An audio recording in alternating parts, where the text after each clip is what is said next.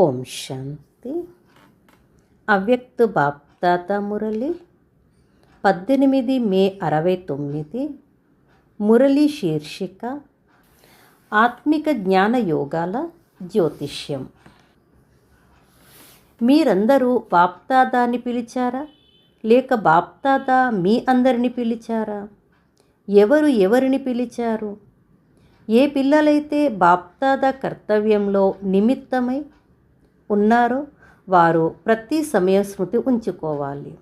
మేము ప్రతి సమయం ప్రతి పరిస్థితిలో ఎవర్ రెడీ మరియు ఆల్రౌండర్గా ఉండాలి అని. ఒకవేళ అందరిలో ఈ రెండు విషయాలు వచ్చేస్తే సేవలో ప్రత్యక్షత శ్రేష్టంగా వస్తుంది. కానీ నెంబర్ వారీగా పురుషార్థం అనుసరించి ఈ విషయాలు ఉంటాయి. నిమిత్త పిల్లలైన మీరు ఈ స్లోగన్ స్మృతి ఉంచుకోవాలి: నేను ఏ కర్మ చేస్తే నన్ను చూసి అందరూ చేస్తారు అని. ప్రతి సమయం ఇలా భావించండి. డ్రామా స్టేజీపై అందరి ఎదురుగా మేము పాత్ర అభినయిస్తున్నాము. మనకి మనం రిహార్సల్ చేసుకోవటం, స్టేజ్పై అందరి ఎదురుగా పాత్ర అభినయించటం. స్టేజ్పై పాత్ర అభినయించే వారికి తమపై ఎంత ధ్యానం ఉంటుంది? ప్రతి ఒక్క పాత్రపైన ప్రతి సమయం ధ్యానం ఉంటుంది. చేతులపై, పాదాలపై, కాళ్ళపై అన్నింటి ధ్యానం ఉంటుంది. ఒకవేళ ఏదైనా విషయం పైకి కిందికి అయితే పాత్రధారి పాత్రలో శోభ ఉండదు. ఇలా మిమ్మల్ని మీరు భావించి నడవాలి. 3 నిమిషాల పాటున రికార్డు చేస్తున్నప్పుడు ఎంత ధ్యానం పెట్టుకుంటారు? మీరందరూ కూడా మీ యొక్క 21 జన్మల రికార్డు నింపుకునే సమయంలో చాలా ధ్యానం పెట్టాలి. రికార్డులో కొద్దిగా తేడా వచ్చినా ఆ రికార్డు సదాకాలికంగా రద్దు అయిపోతుంది.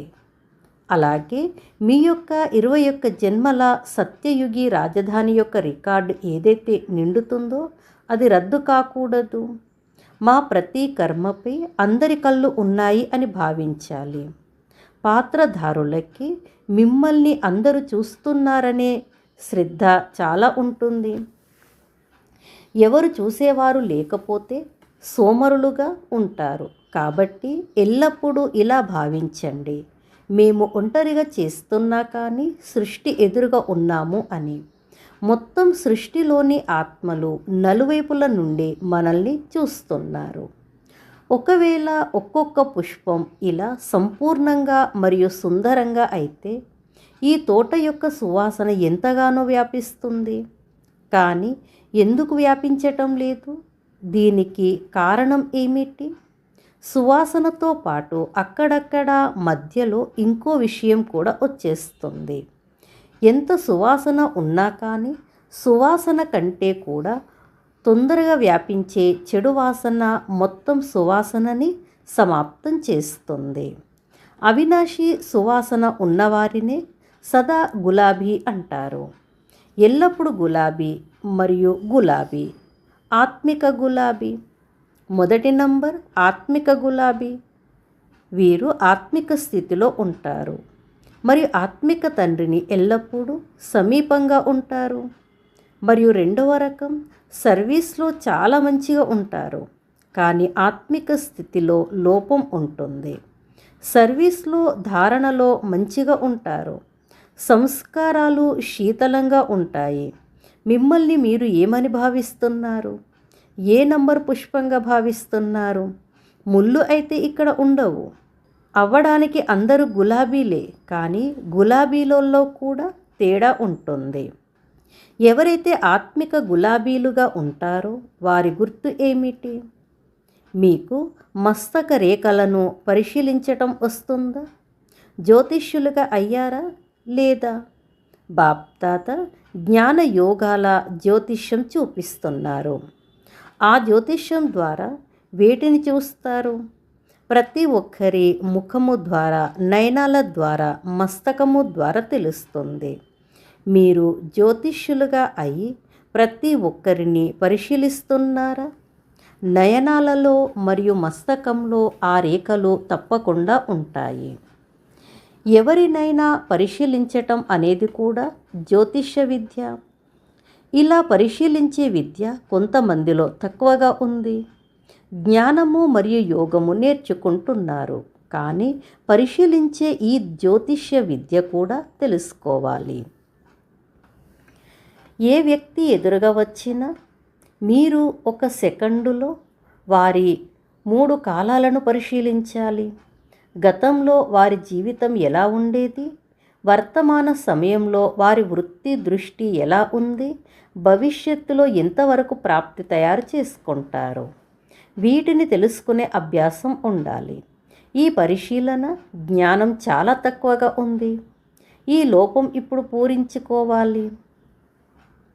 వర్తమాన సమయంలో వచ్చేసరికి పరిశీలించే గుణం లేకపోతే, దీని లోపం ఉంటే మోసపోతారు.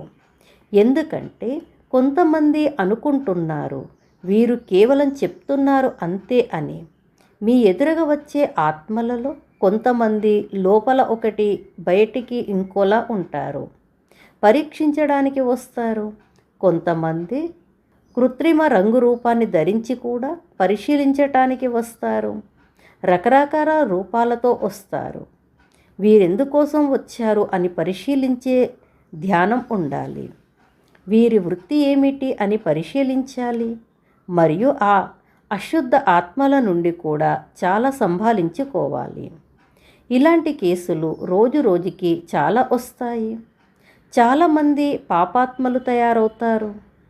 ఆపదలు, అకాల మృత్యువులు, పాపకర్మలు పెరిగిపోతే వారి కోరికలను తీర్చుకోవడానికి అశుద్ధ ఆత్మల రూపంలో భ్రమిస్తాయి. కాబట్టి వీటి నుండి కూడా చాలా జాగ్రత్తగా ఉండాలి, రక్షించుకోవాలి. ఎవరిలోనైనా అశుద్ధ ఆత్మ ప్రవేశిస్తే దానిని పోగొట్టడానికి ధూపం వెలిగిస్తారు. మరి అగ్నిలో వస్తువు కాల్చి వాత పెడతారు. ఎండు మిరపకాయలు తినిపిస్తారు. కానీ మీరు యోగాగ్నితో ఎదుర్కోవాలి. ప్రతి ఒక్క కర్మేంద్రియాన్ని యోగాగ్నితో కాలిస్తే మరలా ఏది యుద్ధం చేయదు. కొద్దిగా ఎక్కడైనా ఏ కర్మేంద్రియం అయినా బలహీనంగా ఉంటే అవి ప్రవేశించే అవకాశం ఉంది. ఆ అశుద్ధ ఆత్మలు కూడా చాలా శక్తిశాలిగా ఉంటాయి. ఆ మాయాశక్తి కూడా తక్కువగా ఉండదు. దీనిపై చాలా శ్రద్ధ పెట్టాలి. మరియు ప్రకృతి ఆపదలు కూడా తమ కర్తవ్యం చేస్తాయి. వాటిని ఎదుర్కోవడానికి మీలో ఈశ్వరీయ శక్తిని ధారణ చేయాలి. ఆ సమయంలో స్నేహం పెట్టుకోకూడదు. ఆ సమయంలో శక్తి రూపం అవసరం. ఏ సమయంలో స్నేహమూర్తి, ఏ సమయంలో శక్తి రూపం అవ్వాలి అనేది కూడా ఆలోచించాలి. ఈ అన్ని విషయాలలో శక్తి రూపం అవసరం. ఒకవేళ ఎవరైనా అలాంటి వారు వచ్చినప్పుడు మీరెక్కువ స్నేహం చూపించినా కూడా నష్టపోతారు. బాప్దాదాతో మరియు దైవీ పరివారంతో స్నేహం చేయాలి. మిగిలిన అందరితో శక్తి స్వరూపంతో ఎదుర్కోవాలి. కొంతమంది పిల్లలు పొరపాటు చేస్తున్నారు. వారి స్నేహంలోకి వచ్చేస్తున్నారు. ఆ స్నేహం వృద్ధి అయ్యి బలహీనం చేసేస్తుంది. కాబట్టి ఇప్పుడు శక్తి రూపం యొక్క అవసరం ఉంది. అంతిమంగా కూడా భారతమాత శక్తి అవతారం అని మహిమ ఉంది. గోపీమాత అని అనరు. ఇప్పుడు శక్తి రూపం యొక్క పాత్ర నడుస్తుంది. గోపికల పాత్ర సాకారంలో ఉండేది. ఇప్పుడు అవ్యక్త రూపంలో శక్తి యొక్క పాత్ర. ప్రతి ఒక్కరూ శక్తి రూపంలో స్థితులైపోతే ఇంత అందరి శక్తి కలిసి అద్భుతం చేసి చూపిస్తుంది. స్మృతి చిహ్నం రూపంలో అంతిమ చిత్రం ఏమి చూపించారు? పర్వతానికి వ్రేలు ఇవ్వడం చూపించారు. అంటే శక్తి అనే వ్రేలు ఇవ్వాలి. దీని ద్వారా కూడా కలియుగి పర్వతం సమాప్తి అయిపోతుంది. దీని కొరకు అందరి వ్రేలు అవసరం. ఇప్పుడు ఆ వ్రేలు పూర్తిగా ఇవ్వటం లేదు. వ్రేలు ఎత్తుతున్నారు. అప్పుడప్పుడు సరిగా, అప్పుడప్పుడు వంకరగా అవుతుంది. ఎప్పుడైతే పూర్తి వ్రేలు ఇస్తారో అప్పుడు ప్రభావం పడుతుంది. ఒకే విధంగా వ్రేలు ఇవ్వాలి. ఈ కలియుగి పర్వతానికి తొందరగా వ్రేలు ఇచ్చి సత్యయుగి పర్వతాన్ని తీసుకురావాలి. సాకార్ బాబాతో స్నేహం ఉంటే త్వరగా ఈ పాత ప్రపంచం నుండి వెళ్ళిపోవడానికి తయారీలు చేయండి. ఇప్పుడు ఇంకా సేవ పూర్తి కాలేదు కదా అంటారు. సేవ కూడా ఎందుకు ఆగి ఉంది? ఒకవేళ ప్రతి ఒక్కరూ శక్తి రూపంలో స్థితులైతే మీ భ్రమించే భక్తులు స్వతహాగా అయస్కాంతం అయిన మీ వైపుకు వచ్చేస్తారు. ఆలస్యం అవ్వదు. అచ్చా, ఓం శాంతి.